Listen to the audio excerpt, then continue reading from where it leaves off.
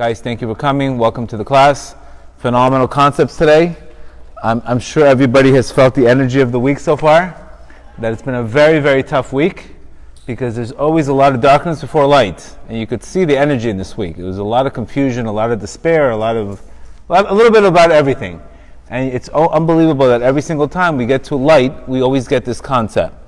And today's class, we have tons of sources, and really, how do we really take advantage of this day that's coming up in this time? What are we fighting for, etc. Number one thing, you need to identify what a Malik represents. The fight is against a Malik. The fight is against despair. The fight is against my feelings becoming my identity.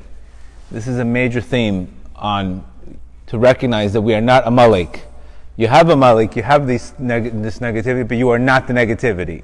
So very, very important to understand the identity is not the feeling. Feelings and identity is completely different unless it becomes your identity. And this is where exactly that, before the evil inclination was outside of us, now it's inside our heads. And this is where the battle today is. The battle is not so much about intelligence, it's a battle about strength. This is one of the things that Rabbi Nachman really gave us. He gave us a lot of, he told us the game plan. And you're going to hear a lot of amazing insights. So just begin, the great book, Restore My Soul. These are basically all the classes on resiliences through the Rabbi Nachman. Beautiful, it's a short book, but he says here something very beautiful. The war against the Malik is the war against your evil inclination. Evil inclination, I would say the English terms would be against your ego. That's the evil inclination. When we speak about the evil inclination, we're referring to the ego. It is a prolonged war. The way to humble a Malik, the way to humble your ego, is through strength, believe it or not. Your job is not to worry about winning, controlling the outcome. Your job is to hang in there. That is what you're required to do. Look what he says here. Regardless of what you go through, don't let anything throw you down. As it says in the pasuk, if I make my bed in hell, you are there. You are there even when I cry out. And Rabbi Nachman says here that the path to God is we should understand this. That you're not going to war. Don't worry about winning the war yourself. God's going to win the war for you. The only thing you have to do is let Him win the war for you. And how do you do that? By pulling yourself through strength. That is our job today, is to pull ourselves constantly, re-begin, strengthen ourselves constantly. And again, it's not no matter who you are, no matter what you're going through, you need to understand your job is to one thing, to pull yourself together as much as you can to deal with this mind war that we have going on. Everybody goes through it, but at least we have these Rabbi Nachman, we have these great Torahs that can give us analogies, practicality, what my job is to do. My job is not to think about, 10 years from now, 5 years from now, what's going on in my life. My job is to put myself together every single day and strengthen myself, which gives us a lot of hope, because like we spoke many times, that really what's anxiety today is the concept of time. Time becomes your enemy, and time is only a product of imagination. It's a very important concept. I mean, anytime I have anxiety, anytime I'm thinking about in the future, it's my concept of time. Oh my God, it's going to take this amount of time to fix this. Oh my God, I'm going to be in this problem forever. Oh my God, This concept of time is the evil inclination. So the more present I am, the less the ego can engage. But the less likely that I'm present, the more the ego, imagination, will run wild in my head and everything. This is why today it's not what's happening; it's the imagination. That's what's going on in people's heads. That is what's happening. It's not what's happening. It's the so much absorption of time and so much into the future that we can't even enjoy the present. And this is obviously what leads to despair. Because you can't have despair if you're in the moment. That's obviously, you can't be despair if you're in the moment. So we have to strengthen ourselves. You want to just close the door? We have to strengthen ourselves constantly to get in the moment. And it's to constantly deal with today. Okay, today I got to deal with this today. Tomorrow I'll deal with tomorrow. Not to become overwhelmed. Not to become completely burnt out.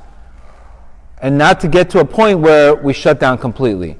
And this is exactly what happens when we get overwhelmed. We shut down. And when we shut down, basically you're putting down the weapon, which is your mouth, to win the war. You stop praying. You give up on everything. Your main weapon is your mouth. And when you shut down, that's not being used anymore. That's exactly what Purim's all about. Fighting, crying out from a broken heart. Recognizing that also we're going to go through a dark time before you get to light. This is why if you didn't go through such a dark time, you would never cry out from your heart. This is why, specifically, when a person, in Purim, there's a mitzvah to be drunk. It's one day of the year it's a mitzvah to be drunk. When a person gets drunk, what does it do for him? It makes him forget about all his fears. His true personality comes out. Obviously, if it's not abused, but the purpose is when a person drinks, he really feels like his true self. He doesn't have shame. He doesn't feel fear. He's in a higher level of consciousness. It's exactly what you're doing. You're numbing out all the pain, all the fears, all the shame, all the regret. The true you's coming out. This is what we're trying to get in Purim. We're trying to get to a light where we're in such a higher consciousness, such a high level of consciousness that the true me is coming out. The me that would walk around with no fear, the me that would walk around with no shame, the me that would walk around with all this with no resentment. The true self is coming out. So you could see how, why drinking itself is because there's secrets that come out when a person is in that state. And the reason how he's in that state first is he has to recognize what darkness and what's making him go into that day. Why can't I always be like that? It's because obviously the accumulated pain that I'm going through. So let's begin. The Baal Shem Tov says a beautiful analogy. And he says, the parable of the frightening mask. It's funny, Purim is all about people wearing masks, and obviously people are burnt out with the mask. But just to give you a beautiful parallel, what he says. The Baal Shem Tov recognized at the time that he didn't need to give long classes. He could just give you a little parable, and the parable says everything. He says, as one of his disciples was suffering greatly from a personal trouble, the Baal Shem Tov said to him, when you experience an affliction, you should recognize that God's behind the mask. It's like a father who's playing with his little son, and he puts his frightening mask to see if his son's going to recognize him. The boy is scared, but when he realizes it's his father behind the mask, what does the father do? The boy screams out, "Father, Father!" Then the father removes the mask, and he reveals himself. When you are suffering, understand that there's nothing but God, blessed be He, and it's your father behind the mask. Your job is to call out to Him. When you call out to Him, He removes the mask and He reveals a person. So there is this concept about a person, no matter where he is, where you get to a point where you can't figure things out, where no matter what you're trying to do, everything you're trying to do under the book, you're trying to hire all the therapists in the world, the best doctors, the best of this, nothing's working, because your creator doesn't want he doesn't want a referral from your insurance company. He wants you to cry out. There's a time where you need to understand that you need to do your due diligence, but He's not interested in the best doctor to get, because you're looking in the wrong place. He wants you to look inside your heart. And this is exactly what we're going to talk about, lesson 20, that Psalm 22 for Purim talks only about crying out from the heart. So recognize that. This is what Rabbi Nachman teaches us. That there's times in life where you're going to press the gas and you're going to do everything you can and nothing is going to work on purpose. It's not going to work because what He wants from you is something completely different. He doesn't want your intelligence, He wants your heart. Recognize that. So this is where people really, really get confused. They keep on looking for the right therapy. But there's times, yes, you'll do the right therapy, you'll check every single box. But that's not what's going to get you over the hump. What's going to get you over the hump is your broken heart. We spoke about this week that the opposite of depression is expression.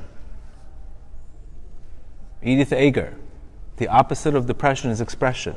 Being able to express instead of take all that pain and hold it in. There's times where we have to just express ourselves, and this is very, very important.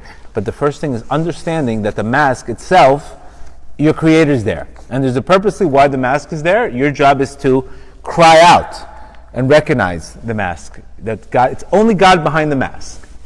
This Purim is going to be considered the spiritual Black Friday for you. Just like people wake up on Black Friday, somehow they can't wake up the rest of the week, but the rest of the year. But somehow to get the 75-inch TV for $5.99. Somehow they have that energy inside of them, that willpower that they've never had before. They get up for that day, believe it or not. Somehow people are getting up. Before 3 o'clock in the morning, 3 o'clock in the afternoon they got up, but somehow they get up at 3 o'clock in the morning. This is your spiritual Black Friday. Purim is a day where whoever cries out is going to be answered. It's a very, very special day. That means normally when a person asks you for money, you have to question him and see if the guy's legit or not. But because on Purim the light is so great that anybody who asks you for money, you have to give him. You don't question him, because whoever stretches out his hand is answered. So that analogy is the same thing for us. Whoever cries out on that day is answered. Doesn't mean you're going to be answered in 24 hours. You're not going to get a tracking number sometimes, but you'll eventually get answered. Today what happens is we pray, we're looking for tracking numbers. Doesn't mean it's going to be answered that day. It's going to be answered, but in the right time it's going to, when you need it, when it's the best for you. And this is the day where in Breslov circles, they go to sleep early that night. They read the Megillah, they go to sleep, and they wake up early as possible, because that's really the time, that's like prime time for a person really, really to get a tremendous spiritual awakening and a tremendous thing. And it's not based on your merit, it's based on the light of the day. And that's a very, very amazing day. I've woken up at this hour, and definitely I've gotten answered, and unbelievable things have happened to me. So again, you have to understand the difference between a malik and you. You have a malik, you are not a malik. Okay? I am not my thoughts, I am not my feelings. I have feelings, but I'm not them. A malik tries to pretend I am the feeling.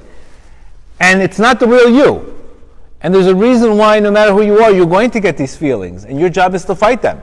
Your job is to notice them. Your job is to become aware. But you are not the feeling. Because if you think you're the feeling, we close the book. Because we don't have no mindfulness. So a malik is what attacks you. A malik is the despair. A malik is the weakness. A malik is the cooling off spiritually. A malik is the giving up. A malik is the sense of despair that we're fighting today. When we could say, I have a feeling of despair, but I am not in despair. I have a feeling of despair. We all get feelings of despair. We all get feelings of sadness. We all get feelings of completely what can we do next? But that's a feeling. It's not your identity. Remember this concept. This is what the difference is, because the more we attach ourselves to these feelings, then it gets in our head. Once we're in our head, we're done. It's not my identity. This is one of the main things to understand. This is not your concept. Another thing in this holiday that's amazing, is a person's able to create a brand new start like he's never made before. Why specifically? Because the first time the Jews received the Torah, they received the Torah through force. Either you accept it or you're going to die. But the second time, it was done through love. That means repentance, when a person comes back to his Creator out of love. Not only do the sins get erased, but they actually turn into merits. You understand? They actually turn into merits. So this would defeat the whole concept of shame. Because at the end of the day, all the messes that I made, if I come back through love, those sins become mitzvot. They work for you now. So think about the concept of shame doesn't really exist. Because as my attitude changes, I'm coming back with love. There's no such thing as shame. Shame doesn't exist. Because I had to go through that situation in order to come back. So this is why guilt and shame is really, it's doing nothing for anybody. It doesn't do anything for anyone, it doesn't do nothing for your Creator. Because all you have to do is come back with love. That's all He's requiring you. He recognizes the problem, but the problem sometimes is the reaction to the problem. It's not the problem itself. The problem is the minor issue.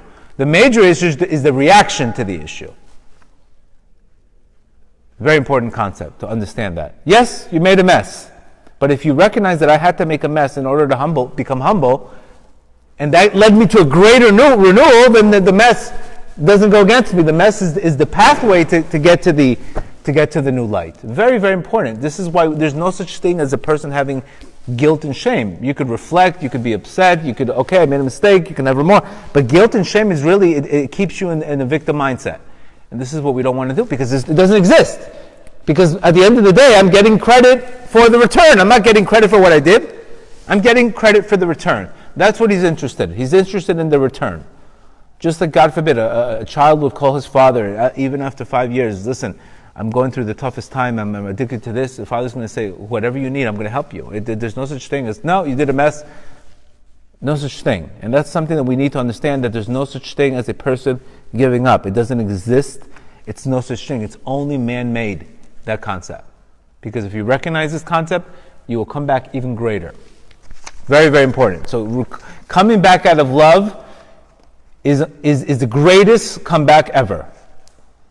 It's the greatest comeback ever. It's you can get even, that's why our sages say that where a Baal Tshuva went, even at Tzad, they can't get to that level. Because that person went on such a low level that he came back so strong from that lowest area in his life that his energy and his light is greater than even the guy who's never fell. So you can even hit a greater level even if you fell. This is why Rabbi Nachman's teachings have so much hope. And the despair is only in my mind. Remember what despair is. Despair is really, like Viktor Frankl says, is suffering without meaning. That's what despair is. But if I recognize that sometimes I have to suffer to cleanse myself, there's many times that we have to suffer to cleanse. I tell this to people all the time. Yes, you have to go through a little bit of bitterness. Because a little bit of bitterness cleanses you. But if you're not willing to have a little bitterness, you're going to have a lot of bitterness. Rabbi Nachman always said it. You can suffer a little or you can suffer a lot. That is up to you. That is up to you. That's why we always want to take the first deal in heaven. Whatever the deal is, take it. Don't question it. You got a $5,000 parking ticket, pay for it. You don't want the $5,000 ticket, next thing you know, your car is getting towed away and you have no car for 6 months.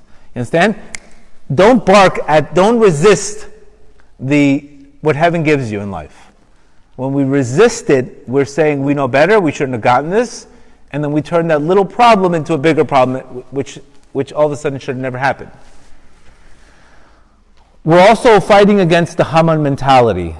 What was the mentality of Haman? Haman's mentality was that he had everything in the world, but one thing. Mordechai did not bow to him. So sometimes what happens is we can walk around with everything that we have in life, but that one thing that's really bothering us.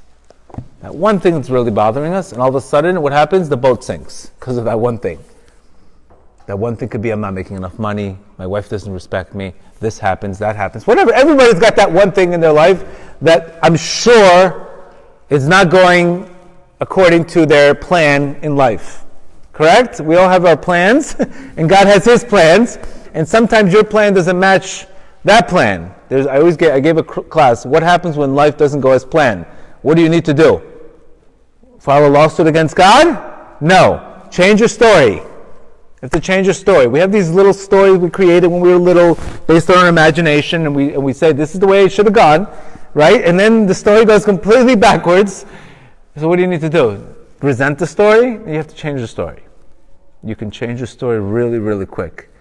But what happens is in life, just like Adam sinned, he could have eaten from the whole garden. And he recognizes he was in the garden, but he wanted to own the garden. He wanted to be the control of the garden.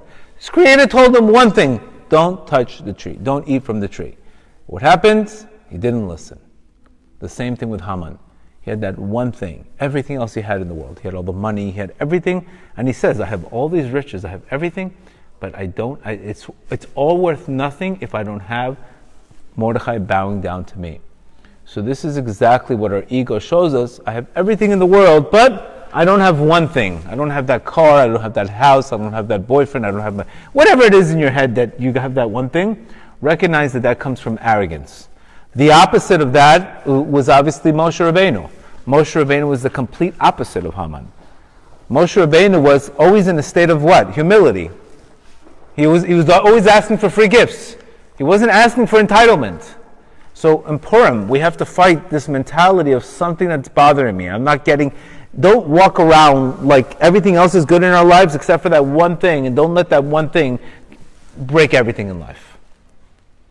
We all have that one thing. Believe me, no matter who you are, you always have that one thing you wish you could change if you had a do-over in heaven. But there's a reason why that one thing is there. Because we are not here in this world to be complete. If you're too complete, then what are you here for? You always have to have something broken in life.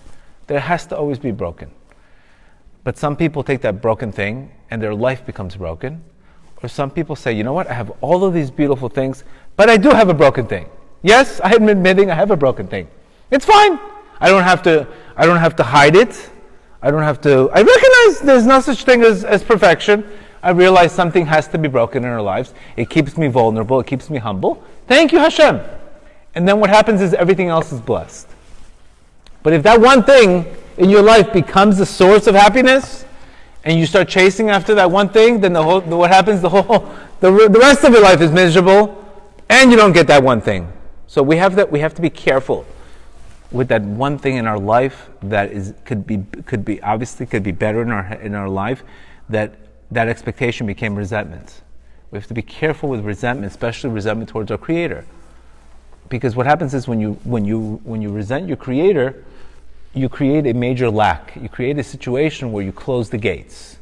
You walk into a house, the gates are open, the car goes in, but there's gates that are closed. And where do the gates begin? The gates begin in a person's heart. Very, very important concept. Rabbi Nachman says here that a person's creator,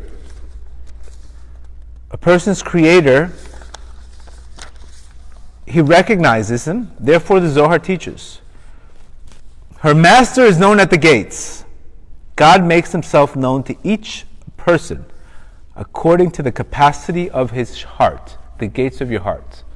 An open heart, you're going to see your Creator everywhere in your life. A closed heart, you will not see your Creator. I have the ability to open up the gates, just like you open up the gates. Gates are open, you walk in. Gates are closed, nothing comes in. The gates refer to my own perspective. Open perspective, open heart, open gates. Opportunities come. Closed perspective, closed heart, I see nothing but what's not good in my life. So we need to open up the gates in our life. If something's not coming through, that means the gates are closed. Just like a car, small gate. That's all you're going to get. Teaches us when our perspective is low, the gates are low. And the greater the opening of the heart is, the greater the recognition of your heart is. The greater you recognize everything in your life. So you have to ask yourself, if the cars are not coming in, maybe the gates are not open. And what's keeping the gates not open? Why are the gates closed in our lives? That's my estimation of my heart. And this is what Rabbi Nachman says. To the extent that a person recognizes God's greatness, he will feel embarrassed and stand before him and pray. One of the signs that you're growing in life, I had a class on this, what's one of the signs that you're growing spiritually, is if you're constantly embarrassed before God. What does that mean practically? Every time I have a new perspective and a new way of looking at life, I have to do teshuvah, I have to repent for the previous way I was thinking. Does that make sense? Because before you were thinking based on your limited mindset. But now, because you opened up your perspective, you had a spiritual awakening, now when you come to pray, you're almost embarrassed to even ask for things because all you want to do is praise. That is a very good sign. When you get to a point where, you know what, I'm just praising you, I'm thanking you, I never saw this problem as an opportunity, then all you do is praise. And once you start praising, all the blessings come in. You want to open up the gates in heaven? Start praising. Just like you praise somebody, what do they want to do? Praise your husband, how great he is. What do you think he's going to do? He's going to go buy you things, he's going to take care, he's going to show you how great he is. But you tell him what a chamor he is, so he's going to prove to you who he is. You understand? Same thing. Lahavdil in heaven. When you praise your Creator, my praise is based on my loneliness. Doesn't mean my loneliness as I'm not hiding a falsehood in it, but because I'm learning so much, I recognize how much I don't know anything. And when I recognize how much I don't know anything, then I get embarrassed, and all of a sudden I see my loneliness, and I see how great my Creator is. Then automatically that triggers a praise. Very important concept. That's a sign that you're growing. Sign that you're growing is that you have this embarrassment towards your Creator, which is the opposite of what? I know everything. you're not fixing this problem for me. I'm coming to you with resentment. Small gates, resentment, no praise, more headaches. That's one angle. Or we can take this angle. That this angle guarantees work, but in order to get a higher perspective of your Creator, you have to know more. Because the more you know, the more you recognize you know nothing. And the more you recognize you know nothing, the more you can thank Him. So it's very important, this concept, that very, very unfortunately, the worst thing we could see is when a person doesn't have his perspective, because he can't be teachable. And this is what Reb Nachman says in Lesson 250.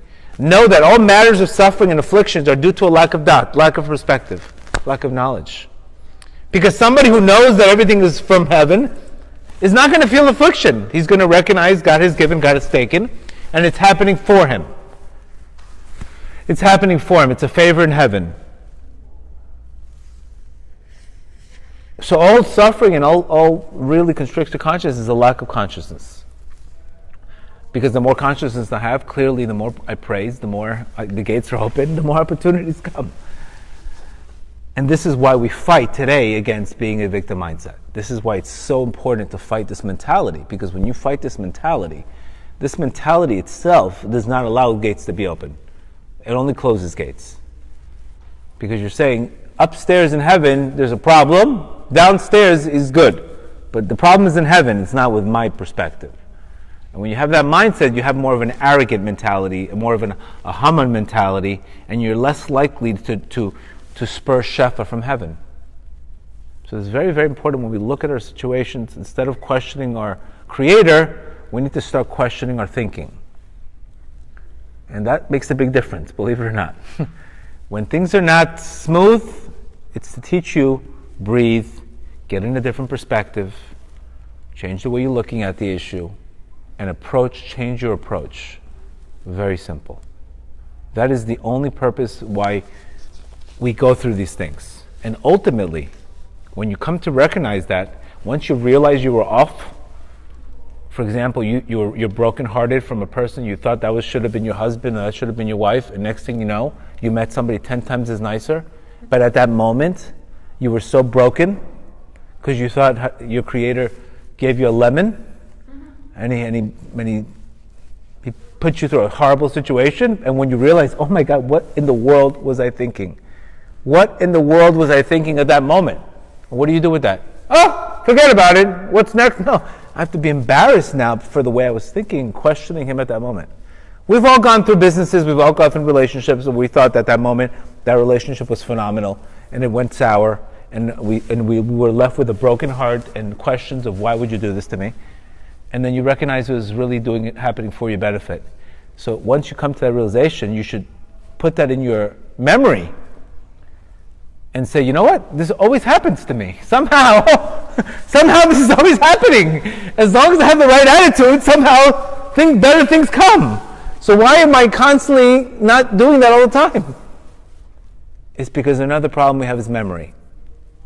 Memory. That's another problem. We have a long-term memory for trauma and short-term memory for gratitude. That's another problem we have to work on, is the memory. Sometimes you forget all the things that happen. You remember every insult, you remember everything, but you don't remember the good things. That's another thing we need to remember on this Purim. Memory. Remember. Remember. Your Creator is always asking you, remember how He got you out of the problem last time, He'll get you out again. Or you can remember what you don't want to remember, and then we forgot the perspective. Again, back to perspective, back to realizing that it's happening.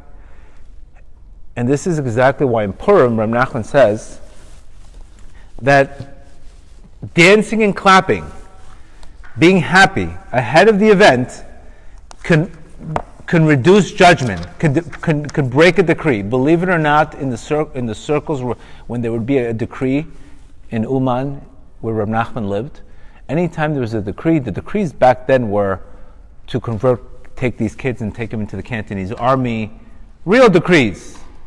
Different than today's decrees. Here you get the wrong ice cream in Amazon, you flip out. Talking about real decrees. Not these kind of decrees. And you know what Rabbi Nachman used to do? He would dance and clap And he would sing. Can you imagine that? Imagine something's broken, somebody takes away your account, and you're dancing and clapping. You're dancing and clapping in joy that it happened. This is how Reb Nachman they did. They were dancing and clapping, and he says, through dancing and clapping, we were able to break 20 years of decrees. Not worrying. Dancing and clapping. We're going to talk about why dancing and clapping specifically. Why you're more prone to an attack when you're not in a good state. So Reb Nachman knew that he would celebrate in advance for what he didn't have. And he's teaching us also, can you get to a level where you can celebrate things broken in your life? And he says that will break the decrees. So he's telling you here. Through dancing and clapping, Reb Nachman was able to turn away 20 decrees. And he says here in lesson 10, black and white, when God forbid there are divine judgments, decrees, affecting the Jewish people, through dancing and hand clapping, the divine judgments, decrees can be mitigated. Big deal. You imagine that? He's not telling you nothing else but be happy. Dancing and clapping. Why? What happens is when you get hit with pain in life, the first thing that's going to go is your feet and your hands. You go to a doctor, he checks the pulse. I think there's some acupuncturists here, right? What's the first thing they do? The acupuncturist checks. Not your insurance card, because they don't take insurance, by the way. They check your pulse. A doctor checks your pulse. Because your pulse is an indication of your mindset. Fast pulse, slow pulse. The Baal Shem Tov would check a person's pulse, and he would already tell him the physical problem the guy had. Just on checking the pulse. Because your hands, the pulse, the ruach, person's spirit, when you're in a good mood, what do? Your pulse is up. But when I'm not in a good mood, when I'm in a bad state, what's the first thing that goes? Heaviness. The heaviness goes. He says in here, for when the limbs are heavy, the ruach of the pulse, the person's spirit grows even weaker. You see people walking around with a lot of heaviness. You see them walking around. Heaviness, not physical heaviness, mental heaviness. We already know that stress weakens 50% of your body. And the first thing that's going to go is your hands and feet. People don't want to move. You tell them, come, move, let's go. Oh, I don't want to move. Why? Because the hands and the feet are the two areas where the klipot, where the negative energies go to. Because Moshe Rabbeinu, when his hands were up, they won the war. What does that mean? When he was praying and he looked up to heaven, he won the war. But when his hands were down, they lost the war. Amalek won. Was it his hands that won the war? It was his spirit. He kept on praying. When I'm in a bad mindset, I'm putting my hands down. The spirit doesn't put your hands up. You put your hands down. And this is exactly why, when there's a decree, you're prone to this attack of heaviness. You're prone to this attack of negativity. We're all prone to it. And your job is to what? Not go into despair. Cry out to heaven. Imagine that, which is complete opposite of what the world is doing. They get attacked, they go shut down. Opposite. You have to go cry out. You have to go cry out. Haman, which corresponds to idol worshipping. As it says, Haman made himself into a worship of idol. And this is why he was happy that Purim fell on the 7th of Adar, because the Adar represented, Moshe Rabbeinu represented the Savior. And he says, listen, if Moshe Rabbeinu died on this day, I got it in the bag. But he recognized that Moshe Rabbeinu, he didn't recognize he was born on that day. And when a tzaddik dies, it's a very high energy day. And he recognized Moshe Rabbeinu was the opposite of idolatry. Because he specifically got buried where? He got buried across from idol worshipping, Baal Peor. So Moshe Rabbeinu represented the opposite, which Moshe Rabbeinu represents greatness, humility, never giving up. Haman represents the idol worshipping, etc. This is why Mordechai and Esther had the power to counter Haman's idolatry. And when and not only did the ending is that they were saved, but they came back like never before. They came back, they were festive and all that. So there is this concept that you're going to go through a very, very dark time in order to be relieved. Doesn't mean you're safe from the dark time, which is something that we're very confused in. We're thinking, if I'm going through a dark time, maybe there's something wrong with me. Or if I'm going through a dark time, something I did wrong. No, there's times because that dark time, you're getting tested in the dark time. And they want to know what you're doing in the dark time. They want to get more koach out of you when you're in the darkness. Why did we have a fast? Why did they have to be annihilated? Save them without it. But there's a reason why they were not saved. It's because they had to cleanse themselves and they had to cry out. Every Purim we read Psalm 22. Psalm 22 talks about when a person goes through trouble. And the psalm goes for the conductor upon the Yelet HaShachar. A Yelet HaShachar represents here the biggest light of the day occurs right from the darkness. This is why in Breslov circles we go from the darkness to the light, which represents Hatzot. Hatzot is when you break the night. The darkest night, which could be right now, I would say in Florida it's maybe 12:48. 12:49, it's the biggest light. Imagine that. 12:48, the biggest darkness. 12:49, the lights just went on. That's how it works. You can go from the biggest darkness to the biggest light. This is why Nachman, specifically you want to wake up very early when you pray. Because what are you doing? You're taking advantage of the energy in the morning. That darkness turning into light. That darkness turning into light is the greatest time. Because you're going from, imagine you waking up in the morning and somebody robbed you. Okay? All of a sudden, you wake up at 1 o'clock, you see the guy you see the guy in your face. You caught him. But imagine this guy's waking up at 9 o'clock in the morning. The guy is already in the port of Miami with all his things. We have to catch what's causing the darkness in our lives. So why we advise for people to wake up early is because when you wake up early, you're more there's already a mercy in heaven without you doing anything. The mercy is already coming down because the biggest light just came down. This is why we advise better to pray before the sun comes out. Because once the sun comes out, already judgment comes into the world. But before the sun comes out, this is a time where you're going to have a lot more concentration, a lot more focus, and there's a lot more mercy coming down in heaven because of this concept between the darkness and turning into light. So this is also for us. This is why all my meditations, all my prayers, there's no sun. It's because I take advantage. I take advantage of the mercy in heaven, and I just go into that mercy. And this is why it's very, very important. 1 second, just 1 second. After 1 second. And in this psalm, he says, "Why have you forsaken me and stayed aloof from my salvation? O God, I cry out by night, but I have no respite. I have no consolation."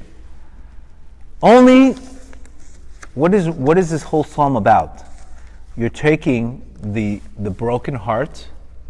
That broken heart becomes the biggest source of light after that broken heart. Do you understand? That means after a broken heart, what feeling should you get? A sense of relief. The difference between, God forbid, a depression, praying out of anger and depression, after that feeling, you're going to get nothing. You're going to get nothing but unfilled expectations. But when you're in a good when you pray with a broken heart is showing how much you don't know, how much distance you have. I'm praying out of a lack of distance, a lack of being close. That broken heart turns into joy. Because what did you do? You just relieved. Just like when you're talking to a friend. What do? You take your pain and you relieve your burden. You remove your burden. You feel much better. It's exactly what the purpose of a prayer from a broken heart. And believe it or not, as in this pasuk it says, "For he has neither despised nor loathed the supplication of the poor, nor he has hidden his face from him."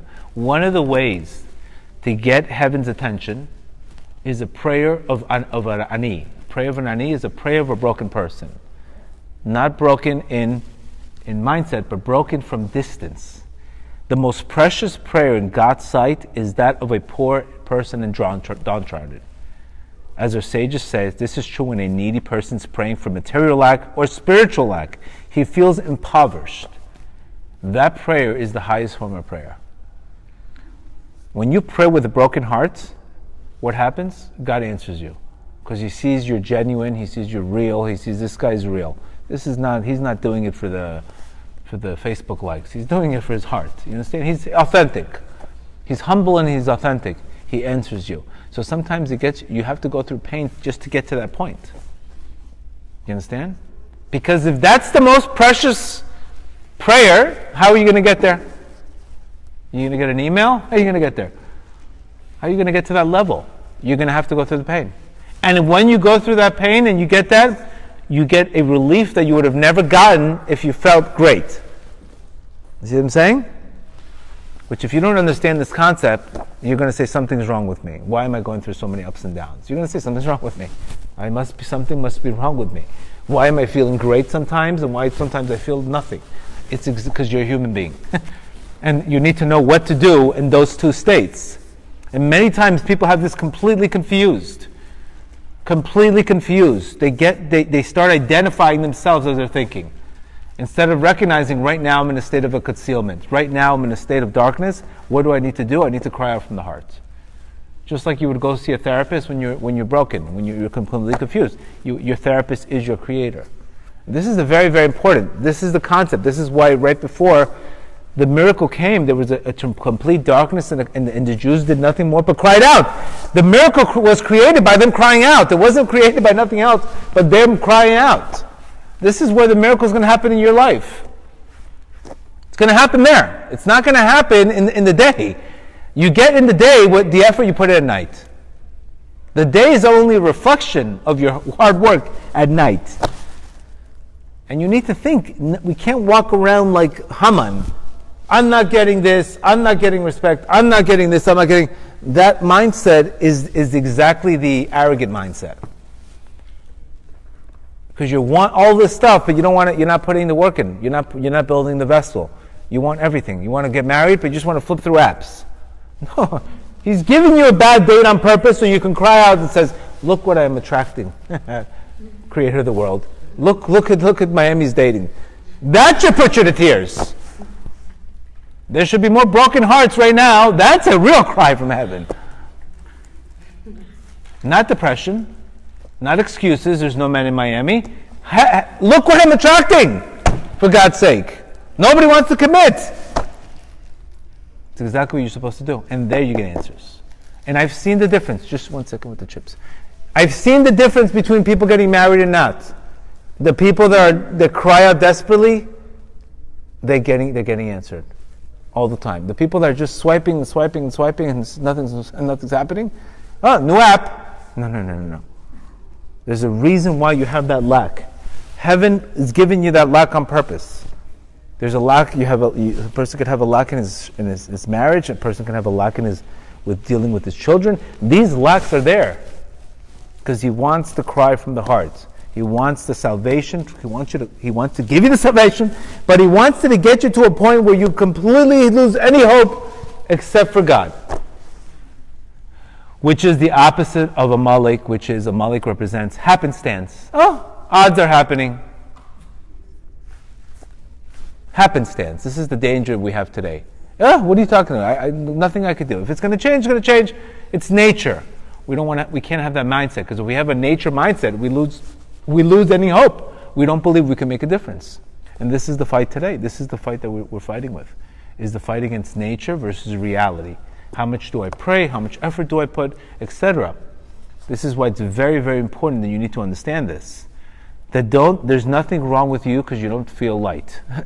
Nothing. I don't feel light many times. Many times. But if I don't feel like I can't, if I don't feel, how can I talk to a client that's going through trauma or going through abuse? I can't relate to him if I'm in a nice suit and everything's great in my life. I have to feel his pain, and the only way I would feel his pain is God has to put me in the same pain that I can feel him and see what he's going through. How could you help people? If you didn't go through brokenness, you would never be able to help people. What would be your point? So he purposely puts you in that state. He purposely puts you in that state, and you need to don't think that's your identity. You will get the light, but you can't escape this concept of a broken heart, because God's telling you this is the greatest prayer. When you're up against the wall and you have nothing, look what happened with we just spoke about the splitting of the Red Sea. It didn't split on a remote control. They were down to the water was down to their necks. and the salvation comes. And this is where you're in the 1 yard line in life, and sometimes you're like, I can't do this anymore. That's when you need to turn it up. Anytime you feel like giving up, it's a time to turn it up. That's what I tell myself. Anytime I'm about to give it up, I need to turn it up. That's the message of Purim. You have to turn it up. You have to turn up the heat, man. If you're getting chased by heat, you need to turn up the heat. You need to turn up the heat. Nothing you could do. When you turn up the heat in heaven, that's when things happen. But if you go into a very cold mentality, oh, I tried this, I tried that, you're not gonna get the results you're gonna get. And the reason why you're going through these tests is because you have that potential inside of you. You have the ability to turn on the heat, because your soul comes from a great place, which is from your Creator. It means you were made with greatness, so you come from greatness. And this is not just positive reinforcement. This is not. You have to understand that there's times where you need to turn on the heat. You have to. Now, the greatest way would be is turn on the heat before somebody's running after you. That's probably the best way. That's what Rabbi Nachman's telling us. What you do at the end, I want you to do in the beginning. That means wake up hungry. Don't wait for the whole kitchen sink to go down so now I got your attention. Why do we have to wait for desperation all the time? Don't wait for desperation all the time. Do what you do at the end, do it in the beginning. You know how many times people come to me, my marriage after 3 years, look at the way it looks like. It looks like Gaza. Why don't you come to me before? Come to me before. I would have told you what to do. Why are you here? Now the guy's down 31-0 in the fourth quarter, and he wants me to somehow save the situation. When she's got an arrest warrant on the guy. I mean, there's a time when you have to come before you're down 31-0. I mean, you can't just come when you're down 31-0. What do I do now? You can't do that, because then you're being neglectful. That means when you're down 7-0, okay, you're down 14-0. Whoa, time out, replan. We can't always wait till we're down 31-0 to cry out, because then you're asking for too many miracles. And then remember, every time you ask for a miracle, it goes against your credits. You know, a guy goes bungee jumping. Oh, it's a miracle, I didn't die.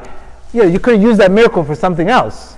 Don't put yourself in a position to use miracles for stupid reasons. Don't put yourself in miracles. God forbid, I tell people, God forbid, they overdose on drugs all the time. You use this miracle for this. You think this is just one day it's gonna be gone. There's a certain amount of merits you have in heaven. You can't just use them.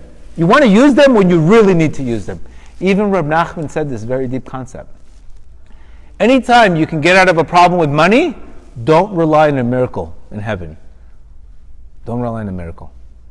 Pay for it. You know why? Because that goes against your merits. Don't rely on miracles all the time. Don't put yourself all the time where you need a triple bypass surgery because you're eating the wrong foods. Next thing you know, here's the miracle. I can't give him another miracle. Don't put yourself in dangerous positions. So you need a miracle all the time, and then what happens? That miracle is gone. That's neglectful miracles. We have the ability to understand if something is not working. If I'm down 14-0, you can't call me when you have an arrest warrant and ask me to save you. My wife doesn't love me anymore. Yeah, obviously. I mean, this is also neglectful. Do what you do. Rabbi Nachman's telling you, you do it at the end, do it in the beginning. That little line could save you a lot of headaches. Don't wait for desperation. Be offensive. Take an offensive attack in life. Don't wait for defense all the time. This is neglect. That's not being aware. This is something that we need to look into. Sometimes we're asking for too many miracles, and I've seen this many times. People are asking for the miracles when all these merits got used up already. Not saying there's no hope. I'm not God, but I've seen. You put yourself in a very tough position. This is why our sages say 3 things. 3 things the Gemara says that if a person does, not only his sins will be opened, his books will be opened up. Number 1, leaning on a shaky wall, putting yourself in a dangerous position. That's one way. So not only should we save him or not? So when we put ourselves in a dangerous position, it's like your books get opened. Number 2, asking for somebody else to be punished. Guaranteed audit. Imagine calling somebody else, listen, IRS, you should go audit this guy. Oh, really? Well, you're going to get audited. And number 3, expectation in prayer. Not only will you not get the credit for the prayer, but you get audited. Because they say, who's this guy?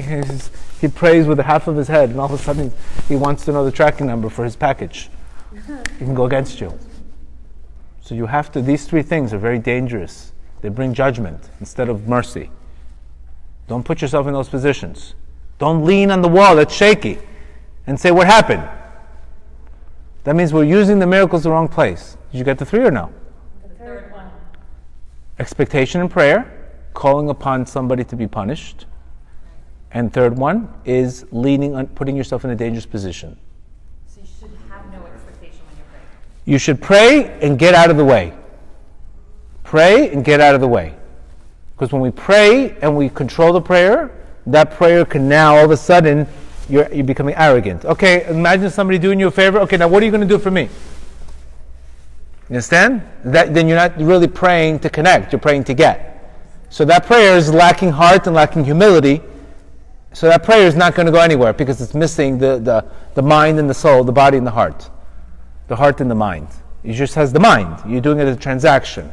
So it's very, very important that anytime we're doing something spiritually, do it out of your heart and walk away.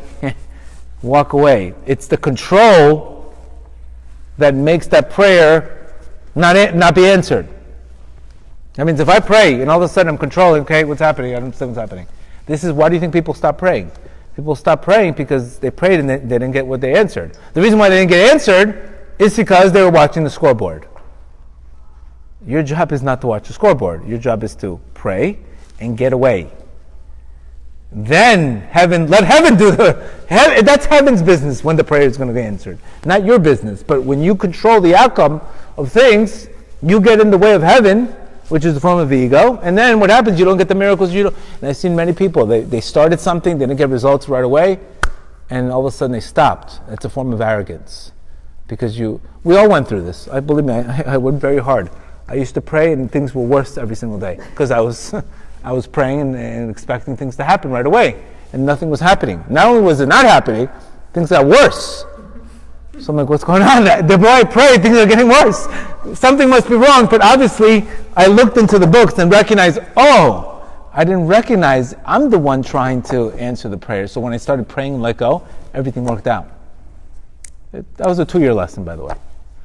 2-year lesson. 2-year lesson. What's going on? I don't know. Well, this is not changing. That's not changing. This is not changing. It's like you're playing God. You're playing God. Why are things not moving? It's not your job to tell God when things are moving. Your job is to do His will and get out of the way. The more you get out of the way, the more His blessing comes. That's what your sages say. Make yourself empty so He can come. The more empty I am, the more the gates are open, the more humble I am, the more my Creator can come and bless me. But the more I'm full, what room is there for Him to come and bless you? This is why a broken heart, when I'm praying out of a broken heart, I'm praying out of distance and confusion and no knowledge. I'm praying as an ani. I'm praying with a broken heart of complete desperation of being confused. That's a very worthy prayer. That's a prayer. That's the Psalm 22, what we say on Purim. Why have you forsaken me? Why are you not answering me? Not in a bad way, but you're saying it out of being lost in life without any hope. That is a very precious prayer. And unfortunately, the other one is 22. Is rescue me from the hand of my enemies. Rescue me. Help. That's another good prayer when you're asking for help. Not when you're saying, can you whack this guy for me that I don't like. That's not a prayer. That's the mafia talking. This guy whack him for my life. Or make this guy nicer in my life. That's not you could say, maybe I can give him more mercy. And when you send him positive signals, he's going to send you nicer signals. That's a different prayer.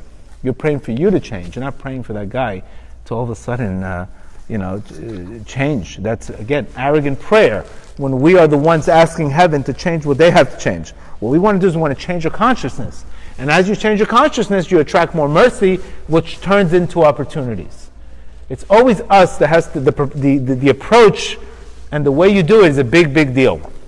And how you get miracles and why people, and the reason why people stop praying is because the accumulated weight of not being answered puts them in a despair. But the only reason why you're in that despair in the first place is because you're praying and you're not connecting. You're trying to get only. So that prayer is only adding more headaches and more pain, and nothing's going through because you're in the way. So pray and get out of the way. Very far out of the way. And I promise you will see so much more results. It's like almost overtraining. A guy works out, and he just works out. He's supposed to work out for an hour, and he's there for the gym for 3 hours, and he's wondering why he's not losing weight. Because your body needs to rest. The muscles grow at rest. You can't overtrain something, because overtraining will lead to cortisol. Not only will you not get the result, but you'll get the opposite. So overtraining is exactly the same thing as overpraying out of an expectation. So guys, take this unbelievable time, these unbelievable things, which is, take this opportunity in Purim to definitely cry out from a broken heart, from a place of distance. That is a guaranteed answer. Our approach. Another beautiful thing that we spoke about, dancing and clapping, recognizing that how prone we are to shutting down when things are not in our favor. We're all prone to that. The hands and the feet are the first place that's going to affect. The feet represent the klipot. When a person gets tackled, he gets tackled in his feet. His feet are lethargic. Energy being lethargic is a chance that my spirit is gone. When my spirit is gone, I stop. I shut down. This is why the opposite of depression is expression. When you feel accumulated pressure, that's not the time to suppress, that's the time to express. The time to express, not the time to shove down what's already in there, or to numb. And this is why Edith Eger, I read her book, I believe The Choice, she says there's no Prozac in Auschwitz. There is no numbing device in Auschwitz. This is what life is. How are you going to make the best out of the situation? Can you imagine the mental capacity somebody had? And look at the lessons we've learned from Auschwitz, from Viktor Frankl and Edith Eger. How mental resiliency and how nobody can take away your power today. These lessons are here for us today. So may Hashem help us all that we should get to Purim, we should see the miracles by having humility, by connecting to the light of Mordechai and Esther. Have a great day. Anytime.